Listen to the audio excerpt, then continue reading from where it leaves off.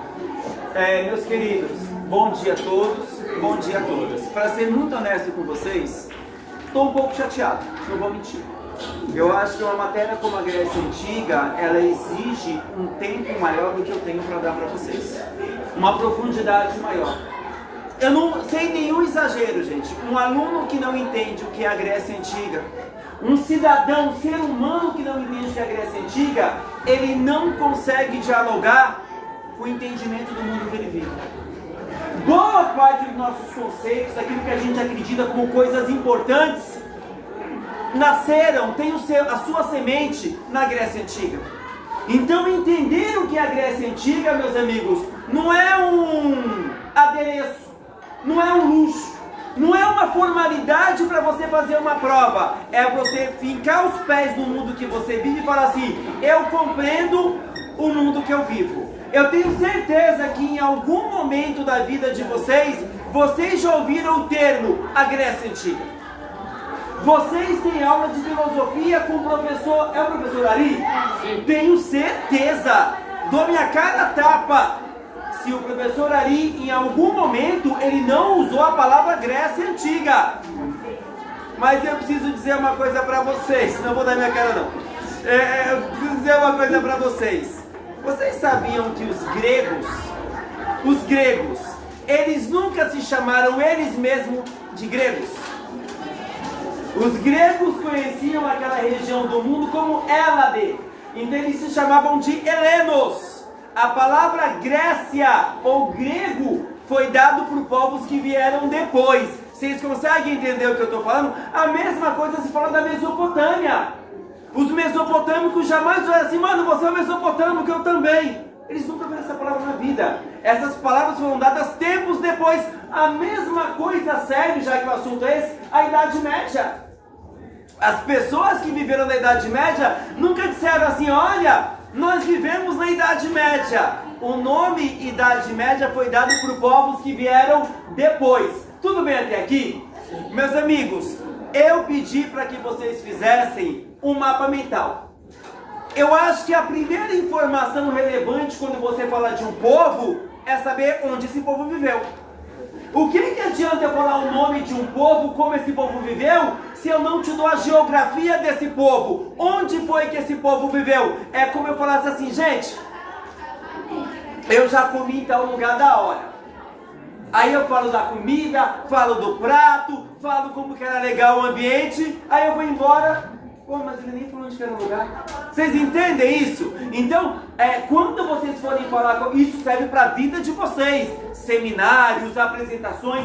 Quando vocês forem falar sobre um povo, qual que é a informação fundamental? É você oferecer para a pessoa que está te ouvindo o quê? Os limites geográficos, a localização. Deu para entender? Por isso que eu apelei para o material digital. Temos aqui pela primeira vez. Pela primeira vez eu usei aquilo que eles tanto pedem para me usar. Mas dessa vez eu acho que é interessante, porque agora eu ofereço para vocês a localização. Meus amigos, olhem para cá primeiro. Não sei se vocês já perceberam isso. Todo mapa, preste atenção nisso. Todo mapa ele vai trazer aquilo que você quer saber. Mas se é um mapa que dialoga com o conceito global, ele vai trazer o mundo aqui para vocês. Então isso aqui que está sendo retratado nesse quadro maior, está onde, ó? Se você perceber bem, tá entre... A Grécia é uma coisa muito curiosa. A Grécia fica no sul da Europa. O que é o sul? A parte de baixo. Bem pertinho da África e do lado o quê? A Ásia. Então percebam que a Grécia Antiga, na verdade, ela fica numa encruzilhada. Você tem a Ásia, a Europa e a África embaixo. Qual é o oceano que banha isso aqui? O mar Mediterrâneo. Só que percebam, eu vou falar alguns nomes aqui que a gente pouco estuda.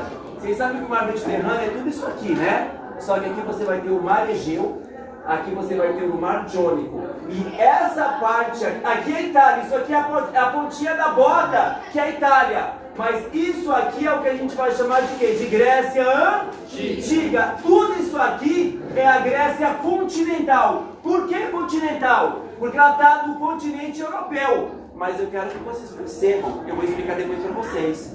Os gregos fundaram colônias. colônias na Ásia, olha aqui, ó, na Ásia, e colônias, tem até aqui que não aparece, até colônias que ficam aqui na Sicília, onde hoje é a Itália. Então os gregos, eles não ficaram apenas na parte do continental, eles meio que se expandiram. Deu para entender o que eu estou falando? Meus amigos, qual é a importância da Grécia Antiga? Como eu falei para vocês, a Grécia trouxe para a gente os fundamentos do mundo ocidental.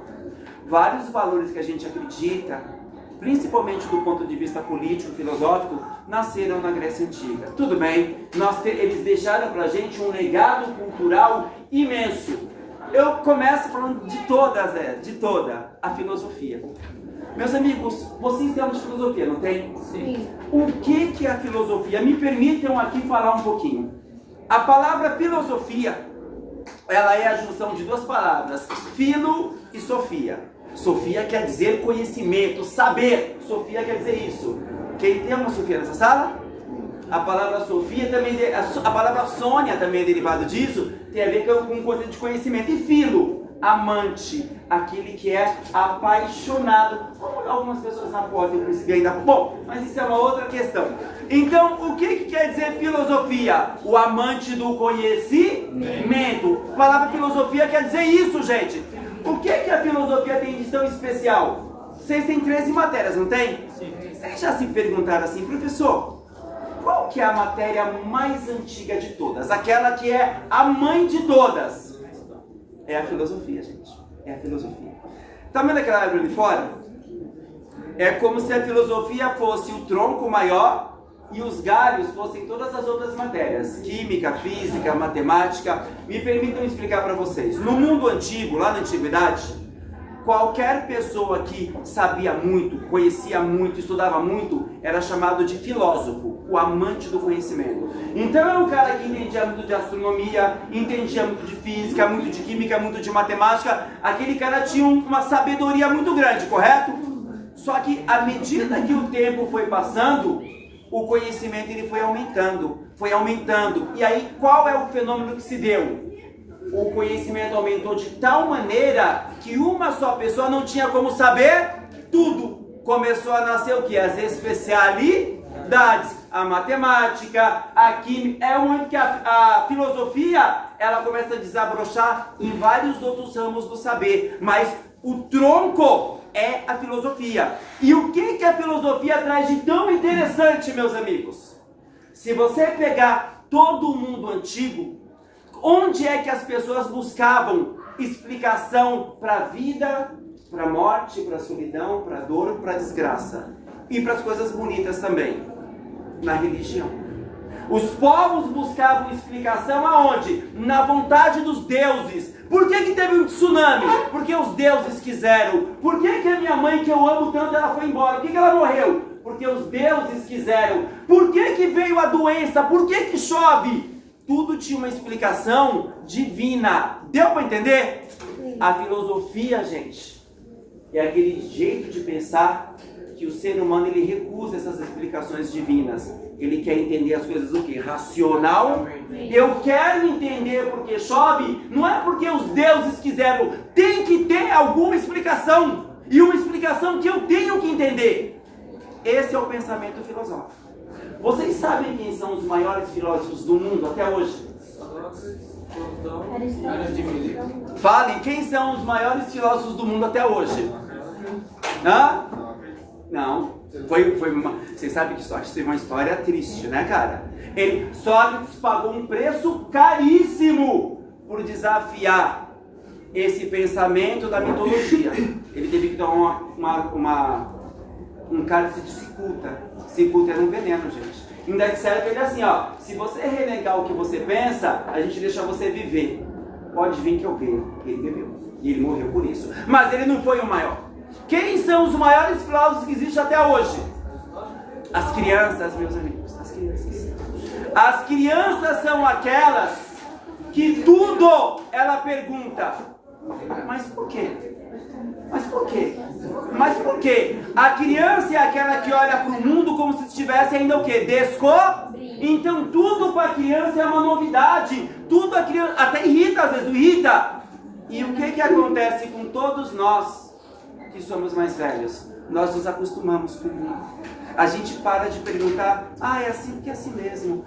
Porque a gente vai perdendo essa curiosidade, esse encanto com o mundo. Essa é a desgraça de envelhecer. As crianças são os maiores filósofos. Um homem, uma mulher que pergunta e questiona, são filósofos. Deu para entender o que eu estou falando? Esse pensamento chamado filosofia, ele vai surgir em algumas regiões do mundo, como a África. Na África você vai ter filósofos antigos. Mas no mundo que a gente vive ocidental, a maior influência, sem nenhuma dúvida, que trouxe esse pensamento mítico para um pensamento racional, chamado filosofia, foi a Grécia Antiga. E aí você vai ter, claro, cara, os grandes filósofos da Grécia Antiga, Sócrates, Platão, Aristóteles, homens que realmente criaram todo um sistema de filosofia. Inclusive a filosofia às vezes tem treta, porque nem sempre um filósofo concorda com o outro. Você tem os estoicos, por exemplo. Os estoicos acreditavam, meus amigos, que diante da dor você tinha que ter uma posição de aceitação. Eles diziam mais ou menos assim: algumas dores são inevitáveis, por que você tem que se preocupar com ela então? Por que eu tenho que me preocupar com a morte se eu nunca vou encontrar com a morte? Ninguém, gente, quem de nós vai encontrar com a morte? Quando a morte chegar, você não está. Vocês entendem o que eu estou falando? Quando a morte chega em você, você já não existe. Então, por que se preocupar com a morte? Então cada filosofia tinha um jeito diferente de pensar. Deu para entender o que eu estou falando? Então a filosofia se deve ao que? A Grécia Antiga. Tudo bem até aqui? Outra palavra maravilhosa, política. A gente que é brasileiro, a gente foi educado a acreditar que política é só isso que a gente vê na televisão. Aqueles caras engravatados. Isso que é política? Não. Gente, política é uma maneira de se relacionar. E se relacionar em quê? No coletivo. Gente, nós vivemos em sociedade. Vivemos em sociedade? Eu tenho como fazer tudo que eu tenho vontade o tempo inteiro da minha vida? Eu sou obrigado ao quê? A conviver. Até o amor, gente, até o amor, que é um sentimento tão bonito, é um sentimento político. Porque você ama o outro. Você é obrigado a lidar com o outro. E lidar com o outro é política. Quando você chega no terminal Ângela e você quer pegar o busão, o que tem lá assim pra você pegar lá? Pequeno caramba, né? Dependendo do horário, uma fila do caramba, não é isso? A fila, meus amigos, é a política. Você está vendo que tem alguém na sua frente e vai entrar na sua frente. Você leva o outro em consideração. Só que os gregos, a política existe, meus amigos, desde os primórdios, desde a pré-história. Os grupos humanos eles agiam entre eles, interagiam, então é política. Qual é a coisa nova que os gregos inventaram? A política a serviço do bem comum. Agora a política não é para servir não é para servir o faraó, não é para servir aquele cara que manda. Os gregos inventaram um tipo de política diferente. Uma política preocupada com o quê? Com a coletividade. A política do bem comum. Então isso é uma herança dos gregos. Política. Tanto daqui a pouco eu vou explicar para vocês. A própria palavra política vem da palavra polis, que eram as cidades gregas. Polis, política. Deu para entender o que eu estou falando? Alguma dúvida, senhores? Não. Agora o principal, a cereja do bolo. O que os gregos inventaram que era diferente da Mesopotâmia, do Egito, dos fenícios, de quase todos os povos da antiguidade? Exatamente, uma nova forma de relação entre as pessoas e o poder político. Entendam, quando você fala de Egito Antigo, havia alguma força que se opunha à palavra do faraó? Alguém falando que o faraó estava errado? O que o faraó era? Era um Deus vivo. O que o faraó falava, mano, era lei. Se você pegar a Mesopotâmia, os reis da Mesopotâmia, era exatamente a mesma coisa. O que era o povo da antiguidade? O povo, meus amigos, era uma massa de manobra. De religiosos, de políticos, de poderosos. O povo não tinha vontade. O povo existia para quê? Para servir aqueles que comandavam, correto? O que os gregos inventaram? Uma nova relação. Agora as decisões não vão ser tomadas pelo imperador, não. As decisões não serão tomadas por um grupinho muito pequenininho, não. As decisões serão tomadas pela coletividade. Tanto é que a própria palavra democracia são duas palavras gregas. A palavra demo, que quer dizer povo. A palavra cracia, que quer estar apagada, mas quer dizer o quê? Poder. Então, o que é democracia? É aquele poder que não emana dos deuses. Ele emana de quem? Do povo. Então, a palavra democracia quer dizer o quê? O povo é que vai tomar as decisões, os cidadãos. Tudo bem? Entretanto, eu devo dizer para vocês, meus amigos, na democracia grega, até a relação com o espaço mudou. Nas cidades e estados gregas, tinha um lugar chamado ágora. O que era a ágora? É como se escreve agora, mas se fala ágora. O que era a ágora? Era um espaço que não existia, por exemplo, no Egito Antigo. Era uma praça bem grandona, onde os cidadãos podiam ir para participar, para debater. Então, isso existia no Egito Antigo? Não. Faz isso no Egito Antigo, o que acontece com você? Você morre, porque não havia... Os poderosos iam considerar isso o quê? Uma afronta, um desafio. Vocês concordam comigo? Sim. Então, até a relação com o espaço físico mudou. Entretanto, aqui eu tenho que falar uma coisa para vocês. Os gregos tiveram o mérito de construir o conceito de democracia. Mas a democracia grega tinha umas diferenças da nossa. Primeira diferença, a democracia a grega era uma democracia direta. Como assim direta? Você como cidadão, você podia... Não, você não podia ser mulher. Você como cidadão, depois eu vou falar sobre isso. Você como cidadão, você ia na ágora e participava das decisões, correto? A nossa democracia é assim? A nossa democracia é indireta. Por quê? Nós escolhemos representantes para discutir pela gente. Vocês entenderam a diferença? Democracia grega era uma democracia que você participava do debate. Você decidia. A democracia atual é representativa. Mas aí a gente tem que levar em consideração, gente. Os gregos eles eram poucos. Nós somos 200 milhões de pessoas. Imagina se a gente tivesse que ter uma democracia direta. Tem alguns problemas logísticos, não tem? A democracia grega era uma democracia direta. Mas qual é a principal diferença da democracia grega e atual? A democracia grega não era para todo mundo. Quem era considerado cidadão que podia ir na ágora, debater, só os cidadãos. Para ser cidadão na Grécia Antiga, você tinha que cumprir alguns requisitos básicos. Primeiro requisito, não podia ser mulher.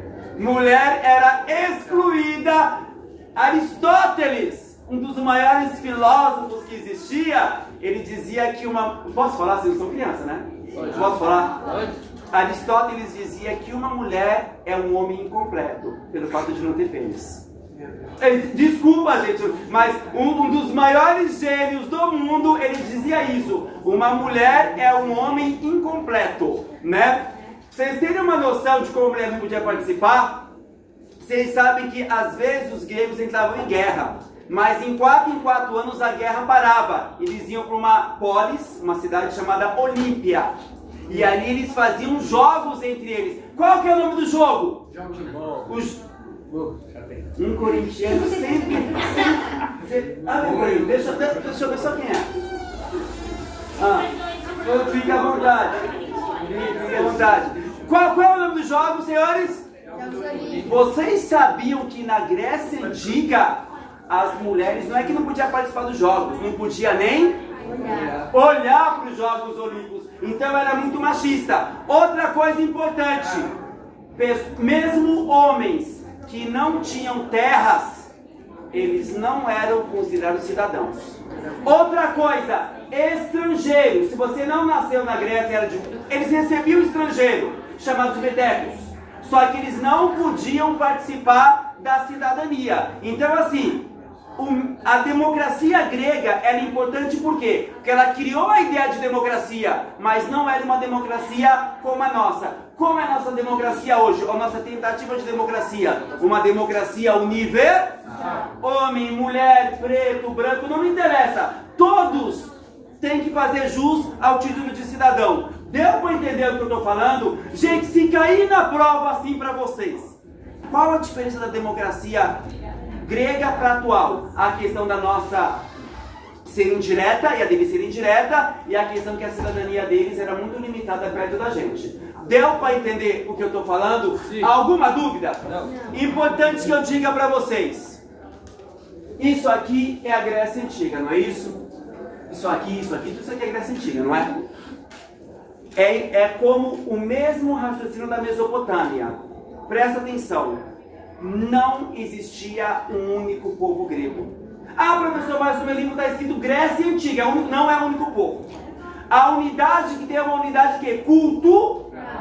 Falavam a mesma língua, cultuavam os mesmos deuses, tinham uma cultura comum, por isso o povo grego. Mas o que era o povo grego na verdade?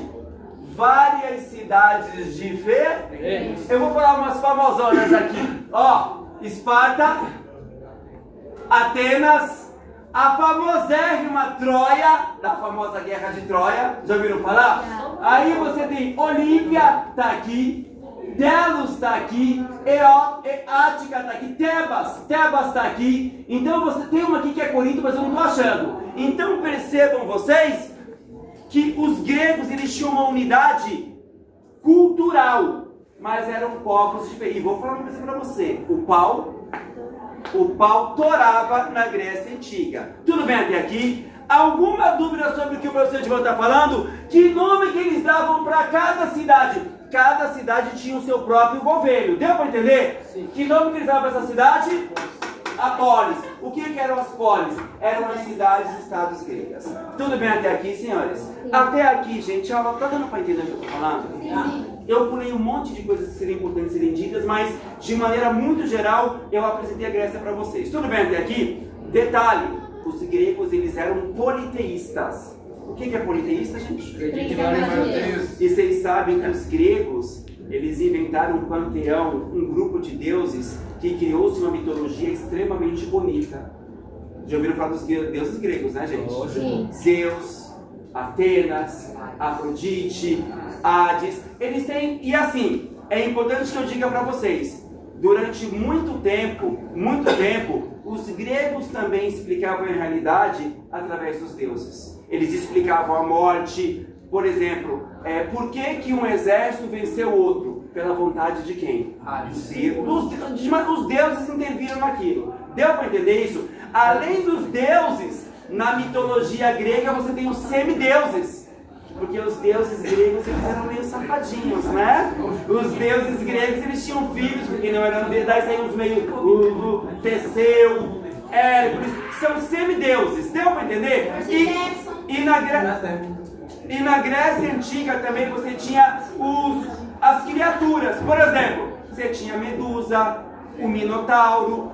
Então é uma mitologia bastante rica. Tem gente que gosta de ler, gente. Tem gente que adora ler mitologia grega. Tem até alguns filmes interessantes sobre isso. Jogos também. Jogos? Cleitão? Posso continuar? Vamos falar um pouquinho agora, meus amigos, da história grega. Meus amigos, quando se fala em Grécia Antiga, nós estamos falando de um período que tem os seus primórdios quase 2000 anos antes do nascimento de quem? 2000 anos, essa região já começa a ser habitada por povos que estavam se sedentarizando. Eu preciso explicar para vocês o que é a palavra sedentarização? Não. Povos que eram ali nômades e de repente eles vão parando, 2000 anos nessa região. Tudo bem até aqui? Como nós dividimos a história grega? 1, 2, 3, 4, 5 grandes fases. As 2 primeiras fases, a gente quase não tem informação. As informações que nós temos foi por um conjunto de poesias que encontraram. Essas poesias foram escritas por uma pessoa chamada Homero. Detalhe, muitos historiadores não sabem se esse personagem chamado Homero de fato existiu. Alguns acreditam que as poesias de Homero é um conjunto de histórias que eram contadas boca a boca, e alguém foi e sintetizou e colocou ali na obra. São 2 livros. Alguém sabe dos livros? A Odisseia e a não estou ouvindo? A Odisseia é o primeiro e a Ilíada. São 2 livros, tá? Esses livros eles narram o quê? A história de um personagem chamado Ulisses, que teria participado da famosa guerra de Troia.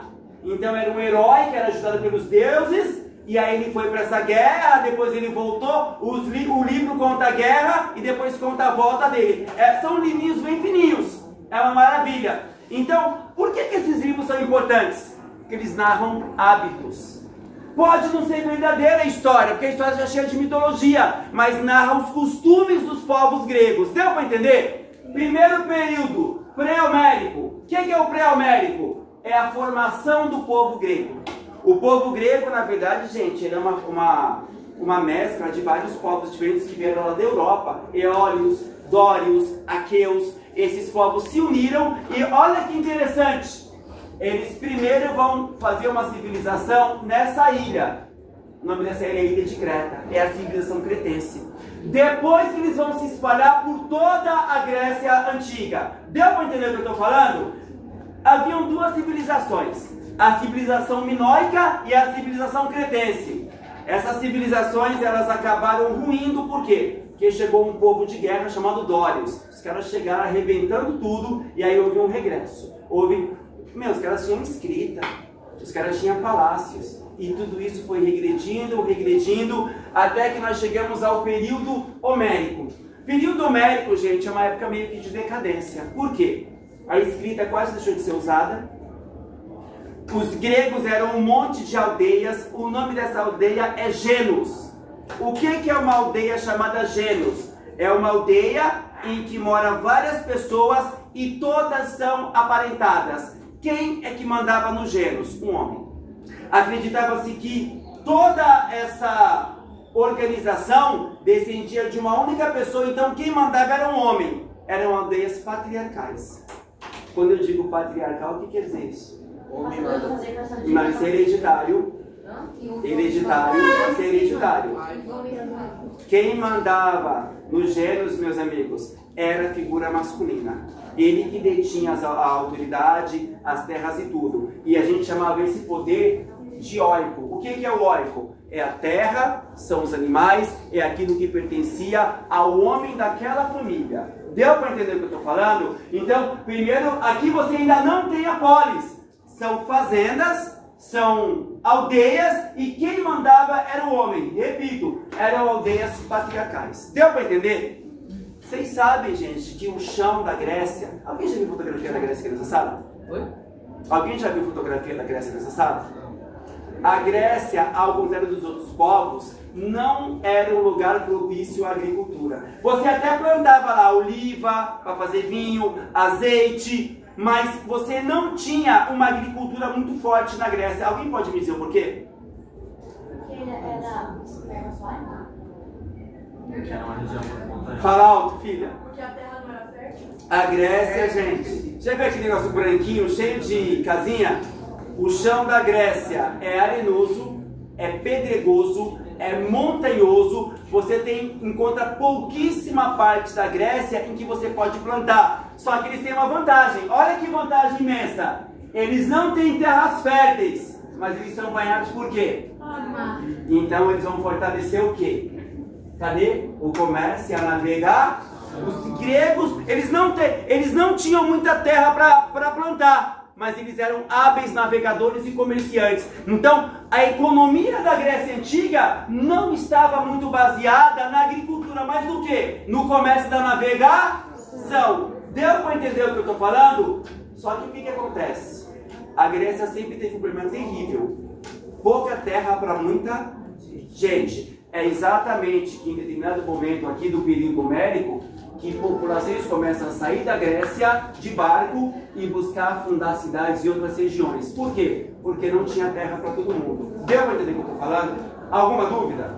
Posso continuar, senhores? E aí nós passamos para o período arcaico. É nesse período que vai surgir o quê?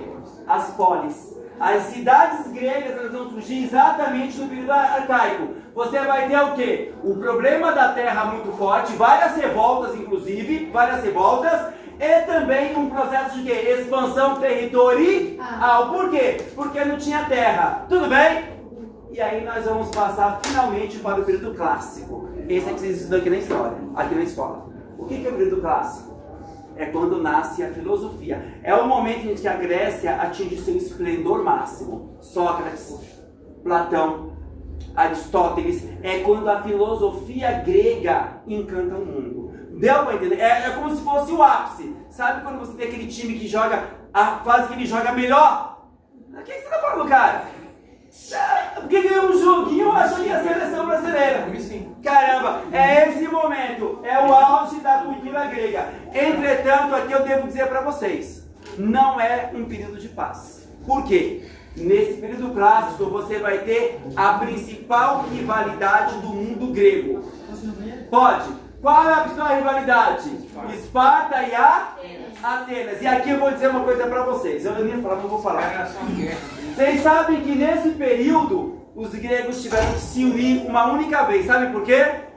Aqui em cima surgiu o Império Persa. E os caras vieram arregaçando tudo. O que os gregos tiveram que fazer? Se unir para quê? Para lutar. Só que depois que eles derrotaram os persas, a gente chama guerras médicas. Porque eles chamavam os persas de medos.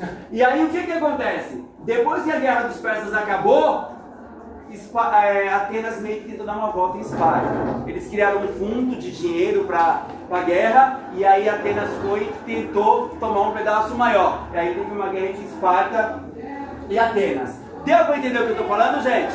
É a famosa Guerra de Peloponeso. E aí nós vamos ter, por fim, o período helenístico. O que é o período helenístico? Aqui em cima surgiu o Império, os macedônicos. Aqui é a Macedônia, aqui, tá vendo? Vocês estão vendo? Sim. Aqui tinha um rei chamado Felipe. Esse cara fez um grande império, só que ele morreu. Só que ele deixou o império dele para um filho. Todo mundo aqui sabe o nome do filho dele? Alexandre o Grande. E esse cara, ele vai e domina tudo, inclusive domina a própria Grécia inteira. Só que Alexandre era um cara que ele era inteligente. Sabe por quê? Ele era um admirador da cultura grega. Tanto é que me parece que Aristóteles foi professor de Alexandre. Então ele dominou, mas ele começou a reproduzir a cultura grega e ele espalhou a cultura em todo o mundo antigo. Que nome que a gente dá para isso? Cultura helenística. O que é a cultura helenística? É a junção da cultura grega e a cultura macedônica que se espalhou. Deu para entender o que eu estou falando? Alguma dúvida, senhores? Com isso, gente, de maneira muito geral, eu acabei com vocês a Grécia Antiga. Muitíssimo obrigado a cada um de vocês que me ouviram. Obrigado, gente. É isso. Cara, o número do Pix que não tem, né? Vou pôr na lousa pra vocês.